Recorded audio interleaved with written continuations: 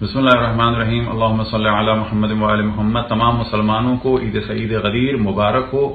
یہ تصور کہ یہ دن فقط عید کا دن ہے شیعوں کے لیے تو یہ بالکل غلط نظریہ ہے۔ یہ عید کا دن ہے، مبارک دن ہے اور دین مکمل ہونے کا دن ہے تمام مفسرین شیعہ اور سنی کے نزدیک، کیونکہ تمام مفسرین کا اجماع ہے کہ یہ آیت یعنی الیوم اکملت لکم دینکم واتممت علیکم نعمتی ورضیت لکم الاسلام دینا غدیر خم کے مقام پر 18 ذی الحج کو جب رسول اللہ صلی اللہ علیہ وسلم آخری حج سے واپس تشریف لا رہے تھے مدینہ کی جانب، تو یہ آیت نازل ہوئی۔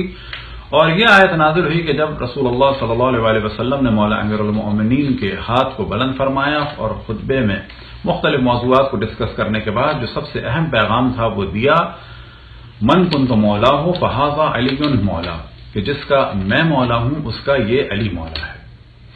اور مفسرین شیعہ اور سنی اور تمام محدثین کا اجماع ہے کہ اسی دن دین مکمل ہوا۔ اب آپ مولا امیر المؤمنین کی امامت کو مانیں یا نہ مانیں، لیکن دین اسی دن مکمل ہوا، اور یہ آپ کو ڈسکس کرنا ہوگا کہ یہ دین کس وجہ سے مکمل ہوا۔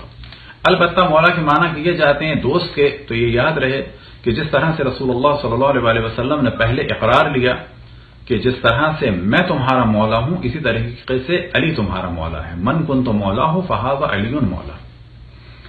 عید غدیر سعید کی مناسبت سے ایک واقعہ کہ جو لطیفے کی صورت میں ہے، اور ساتھ ہی اس واقعے سے جو نتیجہ نکلتا ہے وہ بھی آپ کے سامنے بیان ہو کہ خلیفہ کا تعین انسانوں کے ہاتھ میں نہیں ہے، یہ اللہ سبحانہ و تعالیٰ کی جانب سے ہے۔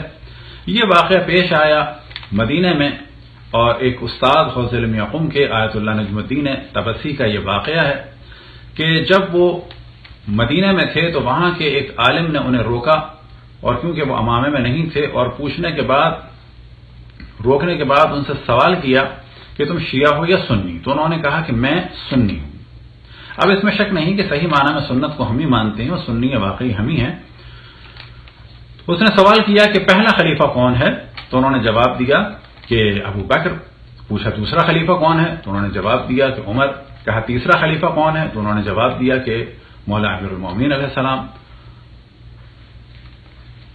تو اس نے سوال کیا کہ بس عثمان کہاں گئے، تو جناب آیت اللہ طبسی نے جواب دیا عثمان اولہ الناس، کہ خلیفہ سوم کو یعنی عثمان کو تو لوگوں نے معزول کر دیا تھا۔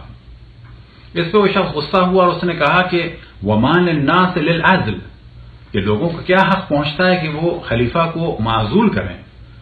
تو آیت اللہ نجم الدین طبرسی نے جواب دیا وَمَا لِلنَّاسِ وَالنَّصْبِ، اگر لوگ خلیفہ کو معزول نہیں کر سکتے تو کیا تعلق ہے لوگوں کا اور کیا ان کے پاس اتھارٹی ہے کہ وہ خلیفہ کو معین کریں اور خلیفہ کو منتخب کریں۔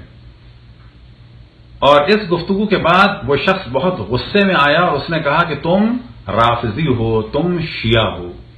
وجہ یہ ہے کہ انہوں نے انتہائی منطقی گفتگو کی، اور ان کا نظریہ یہ ہے کہ اس قسم کے سوال کرو کہ وہ خود حقائق کو اپنی زبان سے بیان کریں۔ لہذا اس بات کو انہوں نے کلیئر کر دیا ایک چھوٹے سے جواب کے ذریعے سے، اور خود اس شخص نے کہا کہ پبلک کسی کو خلیفہ کو معزول نہیں کر سکتی، بس جب معزول نہیں کر سکتی تو منتخب بھی نہیں کر سکتی۔ وصلی اللہ علی محمد وآلہ الطاہرین۔